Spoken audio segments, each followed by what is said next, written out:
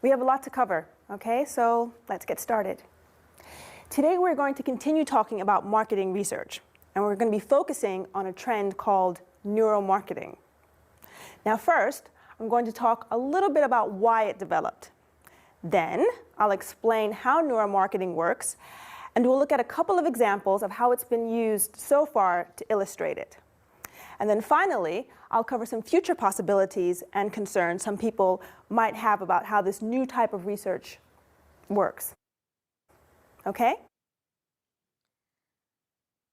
Xin chào, thì chúng ta có rất là nhiều điều để phải nói hôm nay, cho nên là tôi sẽ bắt đầu, tôi sẽ tiếp tục nói về những cái nghiên cứu về cái thị trường, và chúng ta sẽ nói về một cái xu hướng, đó chính là neuromarketing, tức là một cái xu hướng tiếp thị liên quan tới khoa học thần kinh. Và đầu tiên thì tôi sẽ nói về tại sao cái xu hướng này nó lại phát triển. Tôi sẽ giải thích là cái xu hướng neuromarketing này hoạt động như thế nào, và chúng ta sẽ xem một vài cái ví dụ. Và cuối cùng thì tôi sẽ nói một chút về những cái khả năng trong tương lai, cũng như là những cái mối quan tâm về cái xu hướng này. Let's get started. Okay, first, why it developed. Now, advertisers have understood for a long time that buying decisions are not always rational, that emotional factors, irrational reasons, can be much stronger than the logical reasons, like price, quality, performance, taste. You get the picture?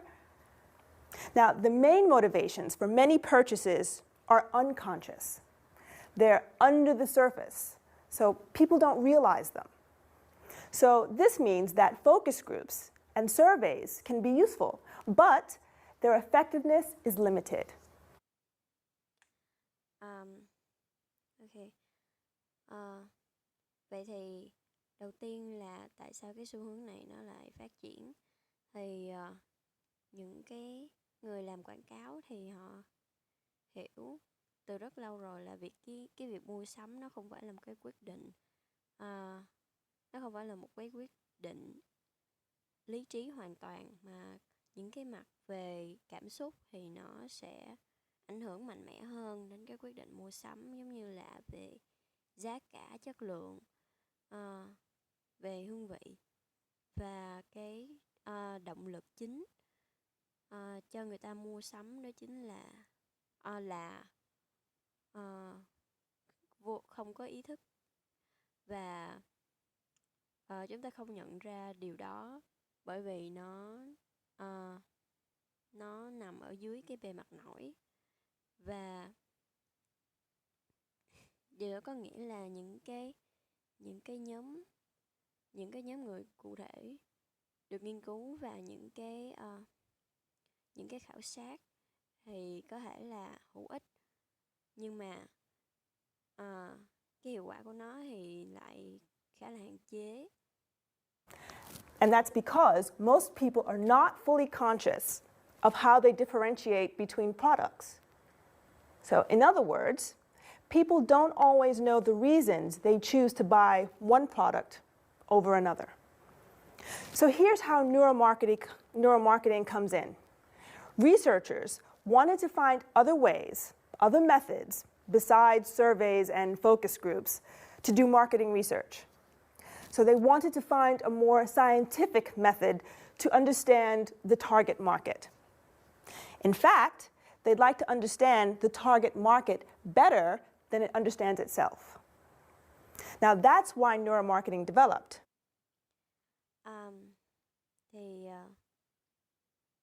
Gần như mọi người thì không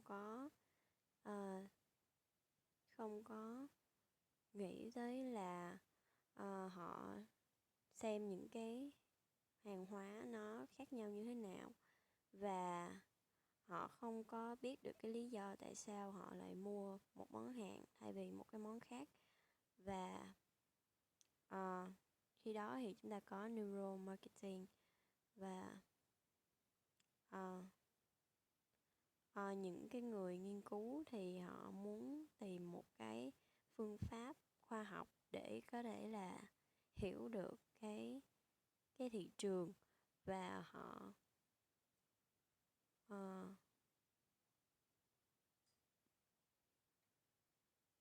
họ muốn hiểu cái thị trường đó tốt hơn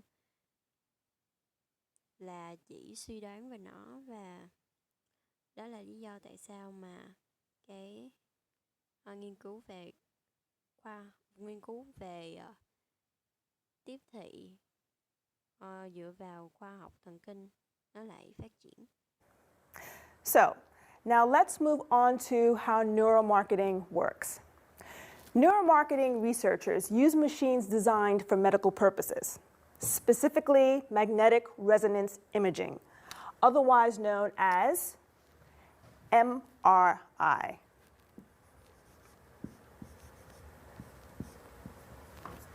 Okay?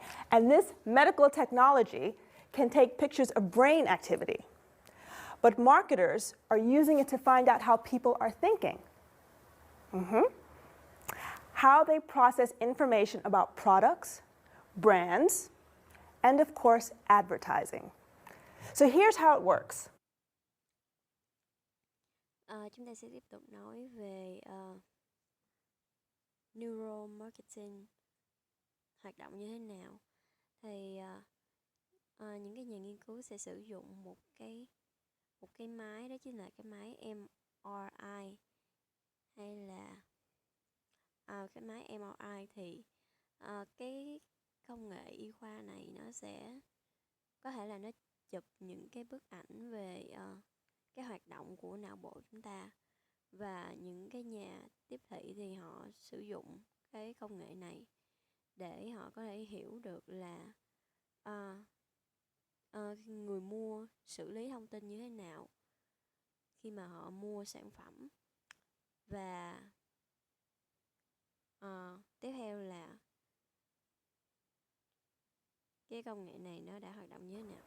While a test subject is connected to the MRI machine, researchers might show him a picture, maybe of a person like Arnold Schwarzenegger, or an activity like rock climbing. Or they might show him a new TV commercial they've created. At the same time, the researchers are looking at a picture of the person's brain, at the activity going on inside the brain as the person looks at the image. They look at which parts of the brain are being used and the patterns of activity between areas of the brain. Okay? Vậy thì khi mà những nhà nghiên cứu sẽ sử dụng cái máy MRI này bằng cách là họ cho một cái hình ảnh về một nhân vật nổi tiếng hoặc là một cái hoạt động nào đó, và họ xem cái hình ảnh đó ở trong cái tâm trí của cái người được nghiên cứu, và xem là cái hoạt động đó nó diễn ra như thế nào.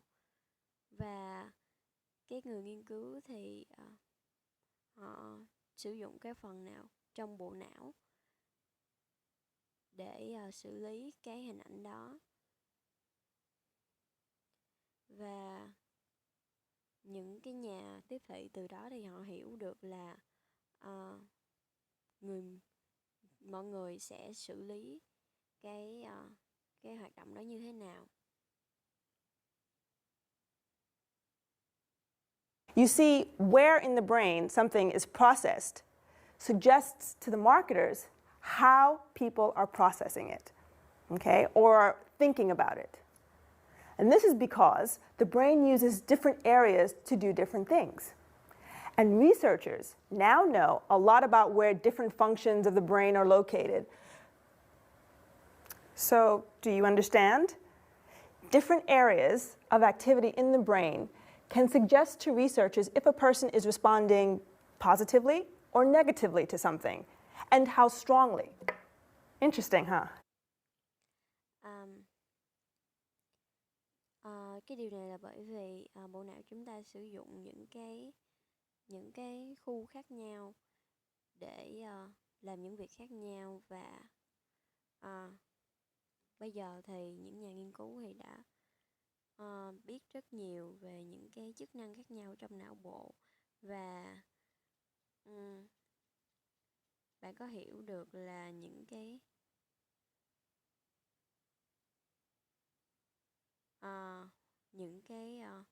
khu vực khác nhau trong cái não bộ thì nó sẽ xử lý những cái hoạt động khác nhau hay không, và nếu như là một người họ phản ứng tiêu cực hay là tích cực với một điều gì đó, hay là họ phản ứng dữ dội như thế nào. Điều này thật là thú vị, có đúng không? Now, let me give you a couple of examples that illustrate how it works.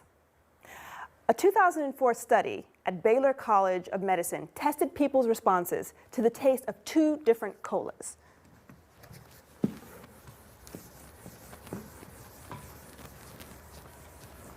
All right, so you had Coca-Cola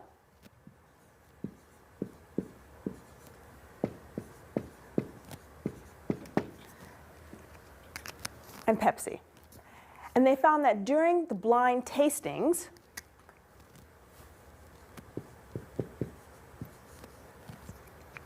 where volunteers didn't know which brand they were drinking, the results were split. Roughly 50% chose Coke, and 50% chose Pepsi as the better tasting. Và tôi sẽ đưa cho các bạn xem một cái ví dụ này. Thì một cái nghiên cứu vào năm 2004 tại một trường đại học, thì họ đã kiểm nghiệm xem là cái phản ứng của mọi người đối với cái hương vị của hai cái loại nước ngọt. Khi mà họ kiểm tra mà không có được nhìn thì họ có hai thứ nước, đó chính là Coca-Cola và Pepsi, và những người tham gia thì họ không có biết được là họ đang nếm cái vị của cái hãng nào. Và cái kết quả đó thì nó đã chia ra thành phân nửa là 50% thì chọn Coca-Cola, còn 50% thì chọn Pepsi.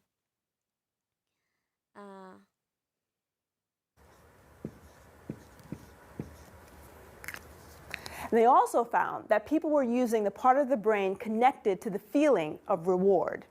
Okay, this meant that their brains were focusing on the taste and how much they liked it.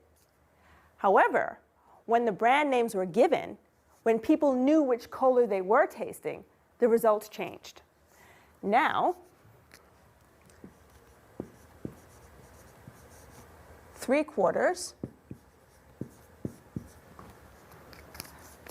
of the people chose Coke over Pepsi.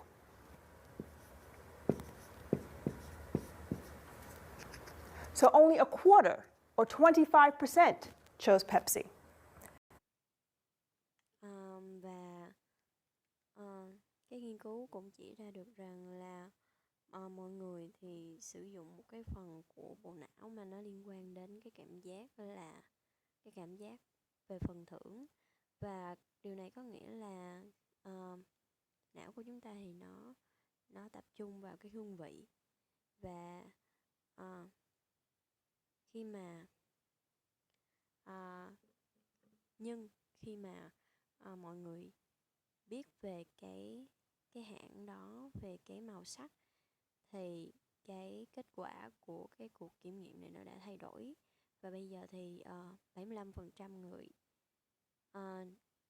người 75% thì đã chọn Coca-Cola, và chỉ 25% còn lại chọn Pepsi thôi.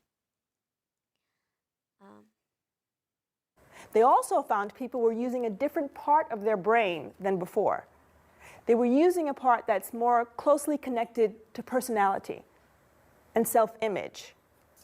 Now, this suggests that the image of the brand what people associate with the brand, was responsible for the Coke preference. So, participants in the study preferred Coke's image, not necessarily its taste. And this is important because this image preference translates into sales. Coke is the market leader in colas. Now let me give you another quick example to show what else brain imaging technology can show researchers. Vậy thì cái lúc này thì người ta đã sử dụng một cái phần khác của bộ não mà nó liên quan đến cái tính cách và cái hình ảnh mà về điều đó thì nó suy ra rằng là cái hình ảnh về cái thương hiệu mà mọi người suy nghĩ ở trong đầu thì nó liên quan đến cái sự thiên vị đối với cái món Coca-Cola, cái thức uống Coca-Cola.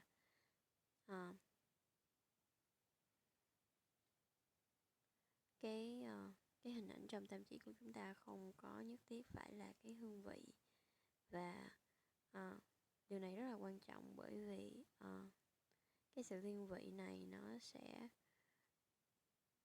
sẽ đi sang cái lĩnh vực là mua bán, và Coca-Cola thì đứng đầu cái thị trường giữa những cái giữa những cái thương hiệu nước ngọt. Và tôi sẽ đưa ra một cái ví dụ khác để nói về là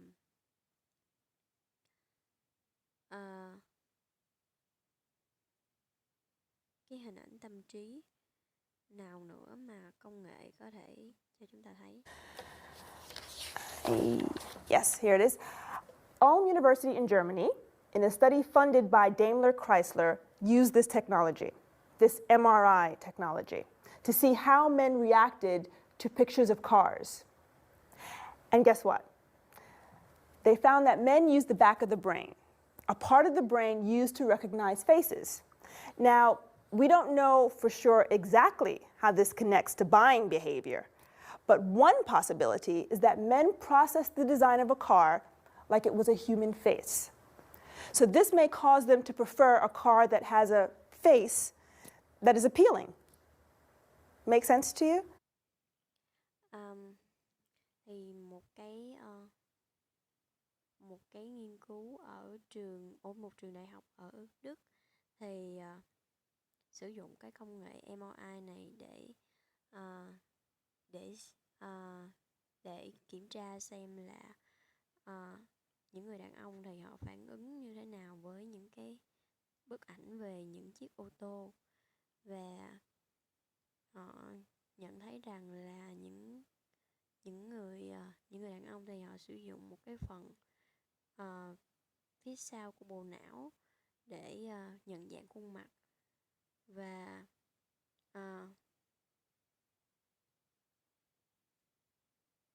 họ một cái khả năng là những người đàn ông đã xử lý những cái thiết kế của những chiếc xe như là một cái khuôn mặt người, và điều này là một cái nguyên do để họ có sự thiên vị đối với một chiếc xe nào cụ thể, mà đối với họ là cái khuôn mặt đó là nó hấp dẫn.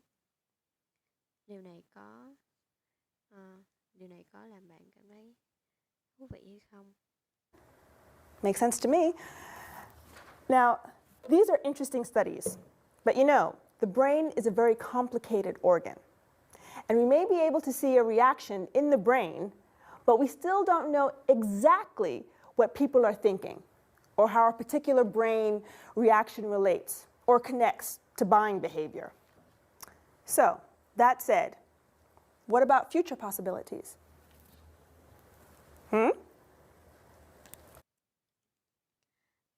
Đây là một cái nghiên cứu khá là thú vị, và bạn biết là não chúng ta là một cái cơ quan nó rất là phức tạp, và chúng ta có lẽ là chúng ta có thể thấy một cái phản ứng trong não của chúng ta, nhưng chúng ta vẫn không thể chắc chắn rằng là một người đang suy nghĩ cái gì. Ờ, và liệu rằng cái phản ứng của não bộ đó nó có liên hệ với cái với cái hành vi mua sắm hay là không. Và những cái khả năng ở trong tương lai thì chúng ta